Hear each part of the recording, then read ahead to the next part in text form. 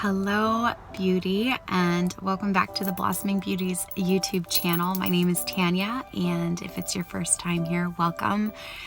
On this channel, we talk about all things connected to the woman's heart and divine femininity and just living beautifully, spirit, soul, and body. And so I welcome you here. If you're coming back again, thank you so much. I have to say, I've been so encouraged at people's responses to this channel and the encouragement and the engagement that you guys have been giving. I'm really excited about what can come from this space. And so I thank you for partnering with me. I thank you for supporting me in this. I thank you for being a part of it. It means a lot to me. I was invited on social media last night by a friend of mine to participate in this social media challenge that's been going along, Facebook and Instagram, and I don't know what else because I'm not on anything else, where we post a black and white photo of ourselves and write challenge accepted. And the heart of this challenge is that women would support women and that we would each embrace our own unique beauty and what we have to offer into this world. And so I wanted to speak into that a little bit because even though I don't normally participate in challenges that I'm sent, this was one I totally could get behind because it's my heart. We have so much pressure put on us as women and have for a long time now, from the fitness industry, the fashion industry, the beauty industry, to compare and conform to a certain body image or appearance. But in the last several years, as I declared war on self-hatred about 5.5 years ago, you can watch my video on that if it interests you. I just decided that I didn't want to hate myself anymore. I didn't want to be so critical of myself anymore. And I really wanted to learn how to love myself as I was. I was getting older. I was in my 30s. I was starting to have the anxiety of aging, which a lot of us women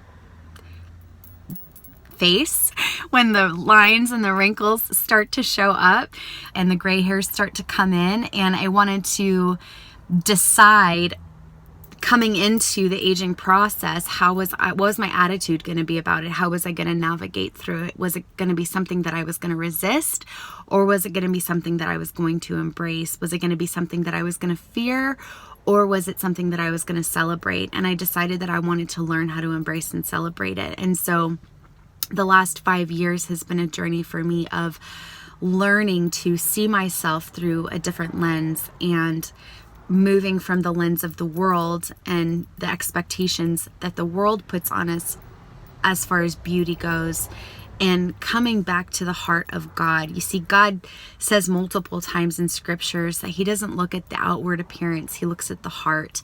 And so I just decided I was going to get my heart right and learn to see myself through his eyes and not be so critical in who I was or try to conform to the standard of this world. And so I think that there is something beautiful that God intended to be shared between women, that we were meant to live in a sisterhood with one another and to celebrate each other's differences and not compare to one another and not think less of ourselves because we don't look like somebody else, or more of ourselves because we think we look better.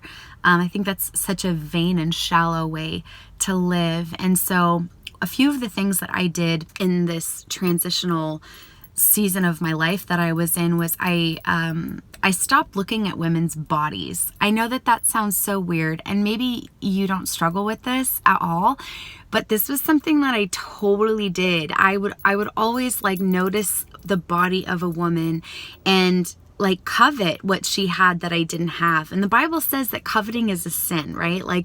Nothing good comes from envy or jealousy or coveting. If anything, it just creates insecurity and bitterness within us, which ultimately makes our souls really ugly. So I just decided from that point on, I was going to just focus on the eyes. I was going to focus on eye contact and not like scan a woman's body and compare myself to her. And that I wanted to shift my thinking of comparison to celebrating. And I wanted to be able to celebrate every woman's beauty, even if it was different than mine. And even if I didn't think I measured up. And I wanted to like shed that mindset of not measuring up and be able to celebrate all forms of beauty, because beauty comes in many forms. Beauty is not cookie cutter. There is this cookie cutter pressure for women to fit in when it comes to our appearances. And also in our personalities and our passions. I think in the times that we're living in, many people are processing this experience that we're going through differently. And so our passions are coming out differently, and our form of expression is coming out differently. And we can't compare or condemn each other in these times. That is what the enemy would want. He's an enemy that loves to divide, because when he can divide, he can conquer. But I think if this challenge is accepted in women, where we truly begin to choose to champion each other in our own unique beauty and tell each other. One of my best friends and I, we will like tell each other like, you're beautiful, because we want to hear it. The heart of the woman wants to hear it. And whether you're married or not, if you're I'm single. I've been single for 5 years. 5.5 years now. So I don't have a man in my life telling me that I'm beautiful, but you may be married and your husband may not be a verbally affirmative man. You might not hear it, but I do believe that many of our hearts want to hear it. So let's tell each other and let's tell ourselves. Let's just champion ourselves and champion each other, not to become egotistical or boastful or prideful, but just to embrace our hearts and the desires that God has put within us to be seen as beautiful and to be celebrated as beautiful, and to bring beauty into this world. And let us bring beauty into this world by celebrating one another, by having compassion on one another, by championing one another in this season that we're in. May we shift the example that we leave for future generations. I have a niece and she's 8 years old, and I think all the time about what kind of example I want to be to her when it comes to femininity and womanhood. Do I want to be really self-critical, or do I want to be free in who God made me to be and role model to her that beauty comes in all shapes and forms and skin tones and ages? There are no limits on beauty. I mean, God is such an incredibly diverse being. He told me years back that we are, each and every one of us are our own unique expression of Him in this world. And the more that we are open to one another and the more authentically we live in who He created us to be, the more I believe that we can experience who this God is, this God of creativity, this God of beauty, this God of unity and love and peace and kindness and compassion and passion. I just wanted to share some of my thoughts on this challenge and say challenge accepted. I posted on my Facebook and my Instagram. And if I didn't tag you in it, I'm tagging you in it now. Take a picture of yourself, black and white, post it on your social media, Instagram, Facebook, and write a little blurb from your heart if you want. And if all you want to write is challenge accepted, then girl, you just write challenge accepted. And may we learn to see our own unique beauty. May we not hide behind the masks of makeup and fashion. May we not fear the aging process, but learn to celebrate the journeys that we've been on and the wisdom that we've acquired. You know, the Bible calls gray hairs a crown of wisdom.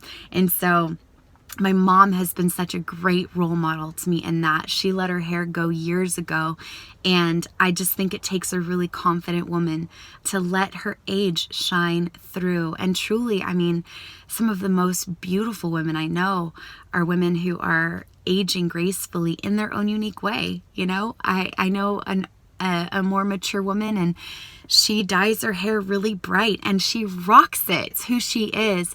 And I think that is what is beautiful, is when we are living true to who God created us to be, when we are living lives of authenticity and wholeness, and when we are free in our own unique expression of God. I pray that we become these women. I pray that we can leave a legacy of divine femininity and redeem the woman's experience, the heart of a woman, and take the struggles and the traumas that many of us have endured and the pressures that many of us have faced, and that we can overcome them in grace and become women who learn to truly love who we are as a way of honoring the one who made us, and women who can celebrate one another as a means of honoring our God.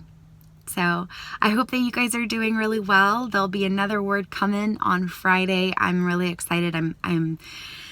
I'm seeking God on it right now, and I think it's going to be a great one. So I hope that you guys are well, and I'm looking forward to seeing all of your challenges accepted.